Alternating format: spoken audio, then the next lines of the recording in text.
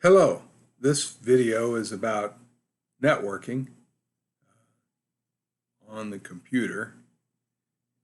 We touched just in passing during the previous week on threads when we talked about the fact that processes might communicate or cooperate with each other. And how do they do that? Well, it said in the previous slides that most operating systems support IPC, inter-process communication. Sockets are the main way that we, in Java, allow processes to collaborate with each other. So that's what we're going to talk about today.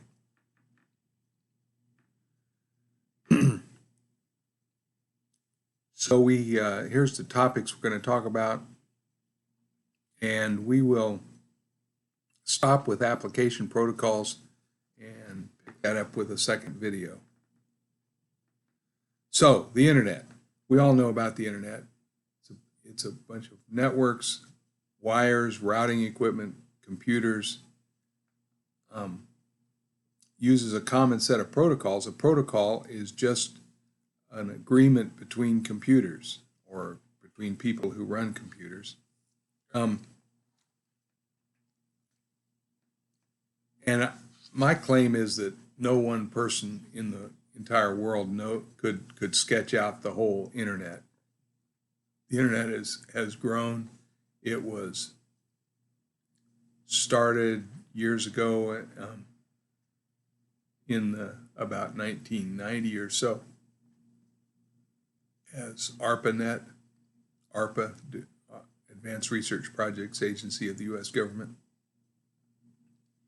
And when it got to a certain level, it was transitioned into the internet.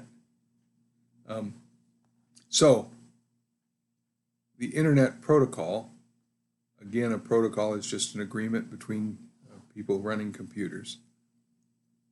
The internet protocol, or IP, was developed to let different computers or local area networks communicate with each other.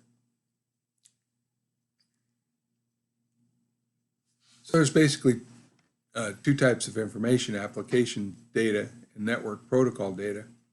A computer communicates via zeros and ones. Actually, it communicates via electrons with positive and negative charges. And someday, maybe when in 10 years or 20 years from now, you'll be studying quantum computing, which is more than just zeros and ones. The famous physicist Richard Feynman famously stated that nobody understands quantum mechanics, which is what quantum computing comes from. But despite that, there are a couple of prototype computers, very tiny computers that use quantum computing. That's not our topic. Our topic is about sockets, how one computer communicates with another. So the application data is what one computer wants to send to another, but it needs network protocol data to know how to reach the intended computer and to know how to check for errors. So let's do a simple diagram. Suppose A is your home computer and B is a local area network at some company, maybe at montgomerycollege.edu. So here's a diagram of the picture, and computer A is sitting on your desk. You connect via a router to the ISP, the Internet Service Provider. They have a whole bevy of computers, and they have an Internet access point. Now this cloud is not the cloud, which is basically a data storage paradigm, but it's the internet. And at the other end of the internet somewhere, there's an internet access point from company XYZ that connects to their mainframe, their computer.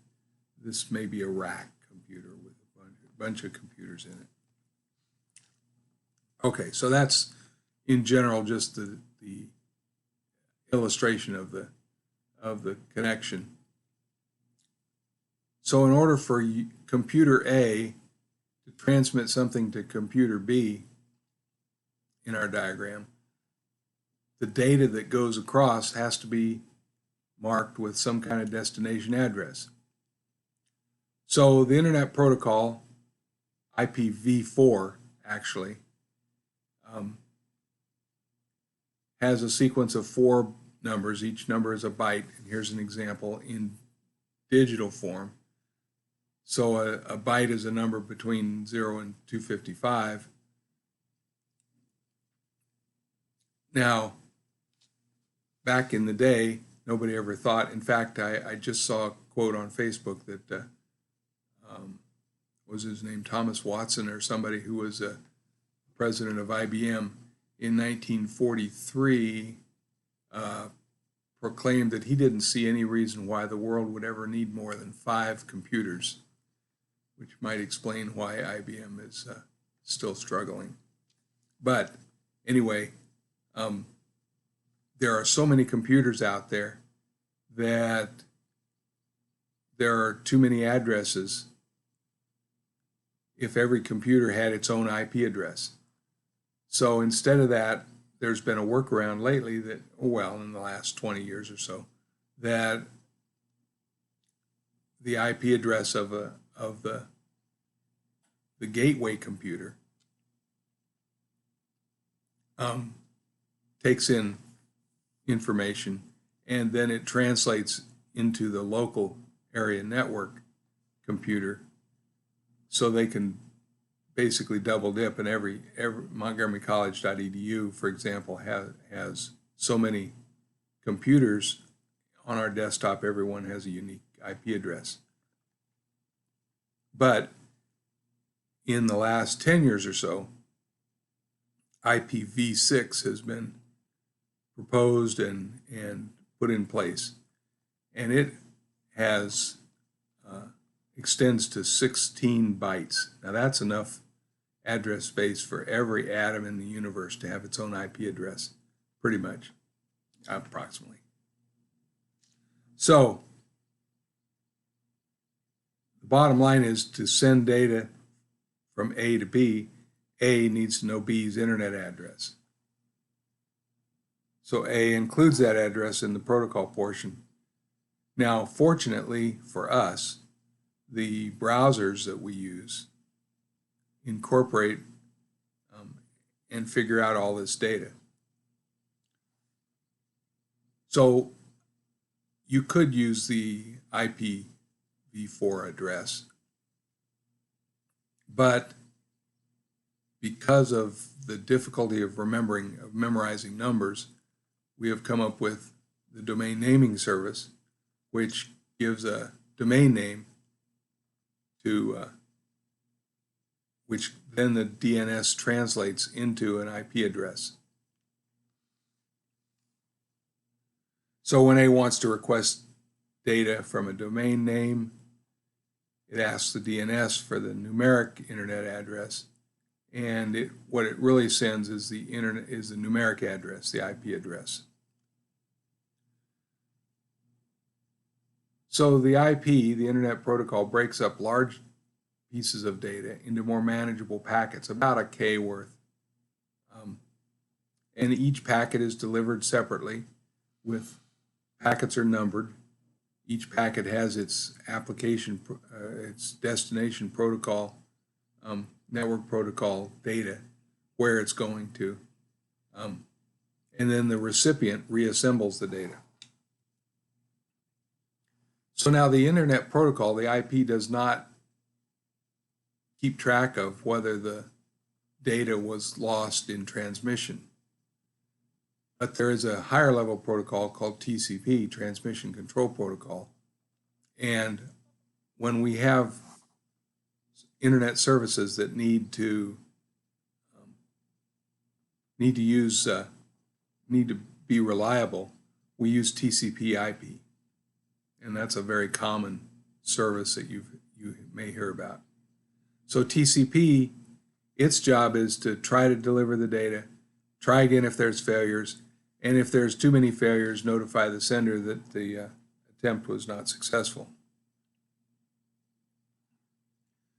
So now we know about the IP address, the address that we need to send to the computer, to computer B in our case. But computer B might offer more than one service. We also need a port name, port number. So port numbers, IP uses port numbers between 0 and 65,000, which is like 2 to the 256 power. And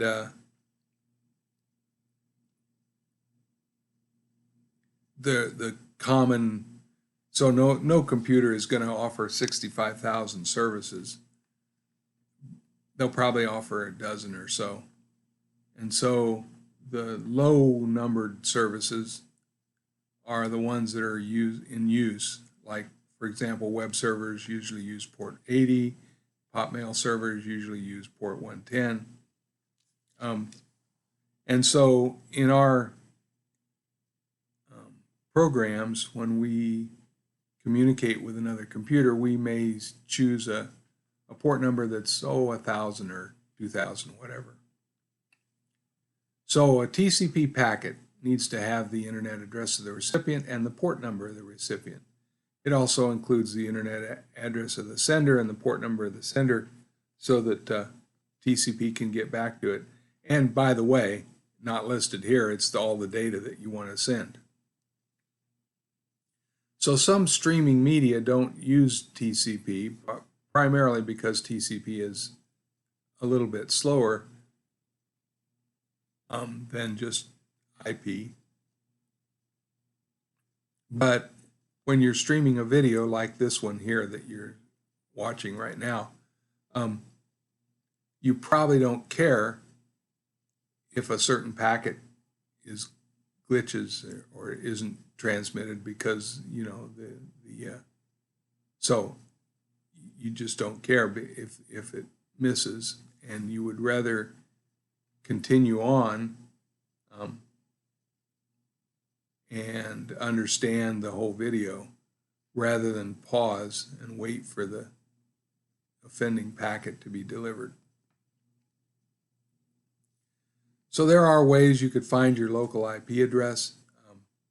Notice down below, this is what you end up finding. And this, I think this stands for Rockville Macklin Tower,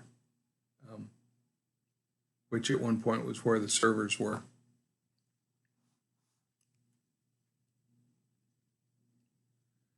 And the internet address. So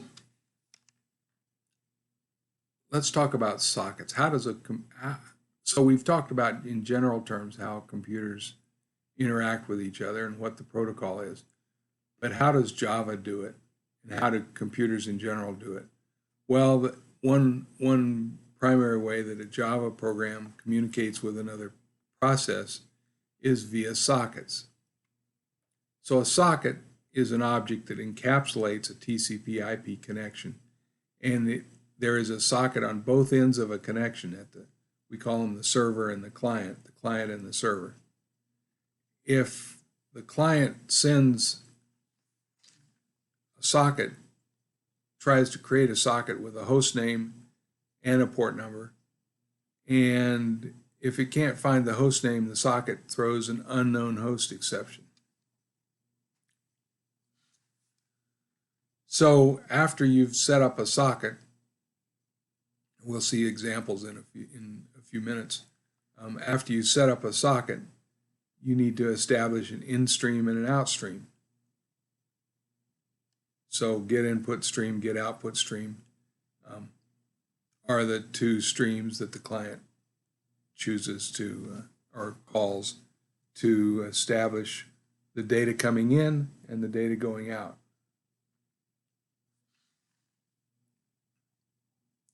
And of course, like all various processes, you need to close it when you're done. So now an interesting thing about client server I/O streams. The output stream for the client up here is the same as the input stream for the server. So what the client calls output stream, the server calls input streams. So now there's another concept here too that we have, if this is computer A and this is computer B might be running a service, and it's called the server. And it starts first, and the client joins the server.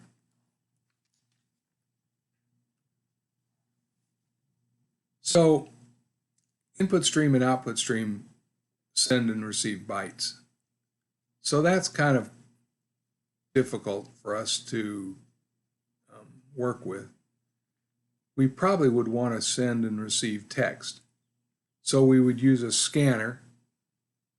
You've used scanner before to read from the in stream. This is the input stream, and a print writer to write to the output stream. And one thing about a print writer, it buffers the characters it's going to send and only sends it when the buffer is full. So that's useful. But if you want to send a command, you want the whole command to be sent right away, you have to type out.flush.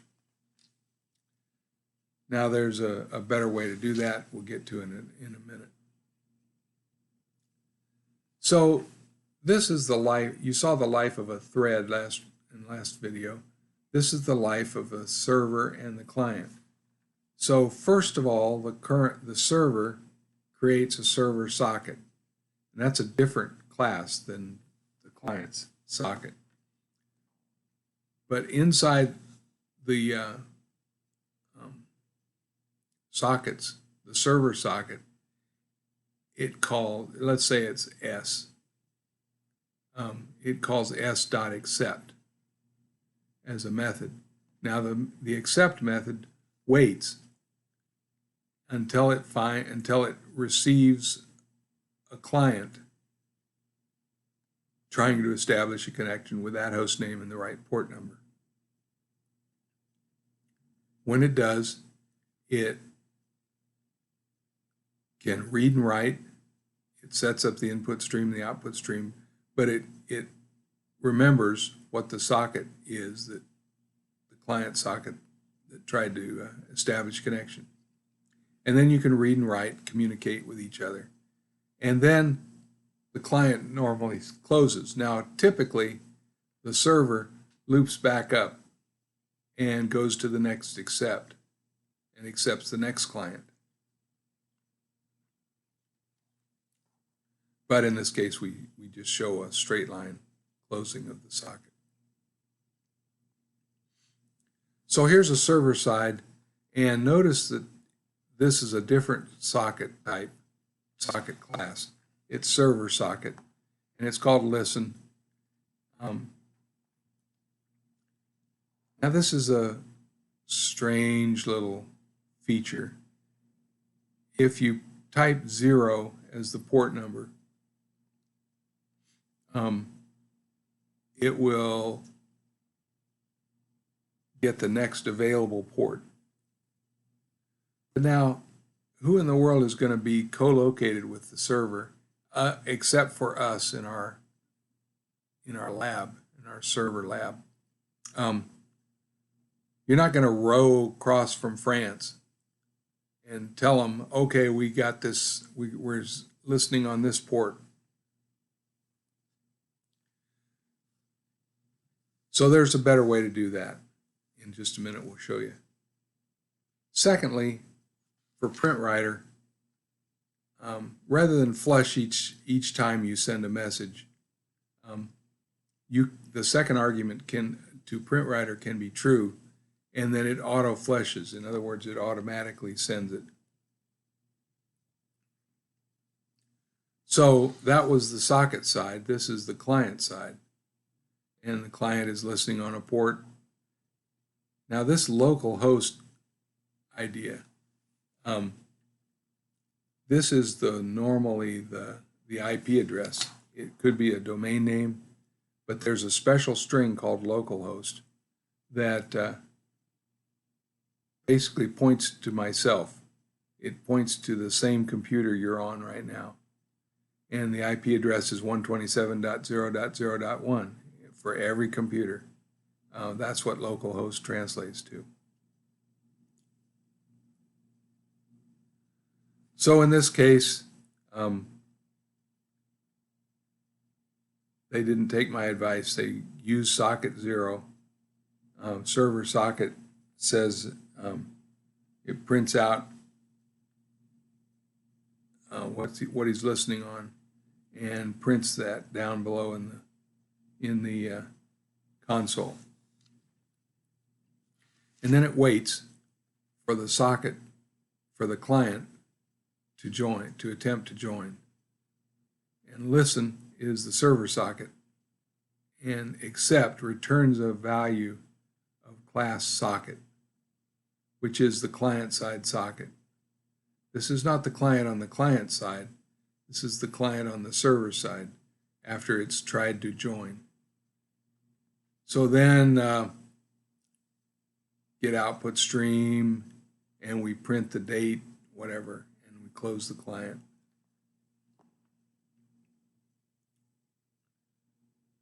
So in this case, we row across to France, or from France, and decide that the port is 3880, and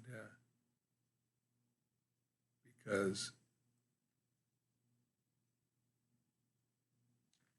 that's what we decided to use. And there's a better way though, and that is to just specify the number of the port, have an agreed upon port number. Now, like I mentioned, the web pages normally have port number 80, and Pop Mail Service normally has a port number of 110. If you're going to set up your own application protocol, you probably want to, with your own server and clients that join, you probably want to specify some port number. So sure enough, here's the client side that has the same port number. And when they create this socket, it sends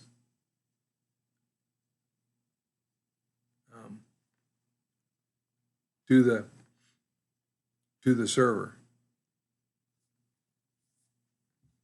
Might throw that exception, no unknown host exception. So here's the server side with the socket. In this case, we're just sending 1, 2, or 3, not the integers, and it's just the first, second, or third option. So here's the client side. So there's my local host. It's called a loopback interface because it loops back. The client loops back to the server on the same machine. And so the IP address 127.0.0.1 could substitute for localhost. In fact, that's what the browser showed. So here's a copy of the server. It's waiting. Notice that we wait for server.accept, and when the client tries to join, that's what happens. And here's the client side. Now, something interesting happens here because you have two processes on the same machine, and chances are you're going to be running them from one instance of Eclipse or another IDE. What happens, at least in Eclipse, is that the console has a red box. See there with the blue circle? And there's two versions of the console, because one version is for the client and one version is for the server. So now, in this case, the server is still running. The only way to really stop it is to left click on the red box. If we use what's this red circle here and down and left click on the down arrow, we get the choice of which console we want to look at, the server or the client. And so if you click on one of these, you'll get the correct one. So that's how you can kill the server, really the only way you should kill it. Okay, so that is sockets, the server side and the client side. And in the next video, we're going to talk about application level protocols. But for now, we're just going to remember that the server has to start first and the client or multiple clients attempt to join.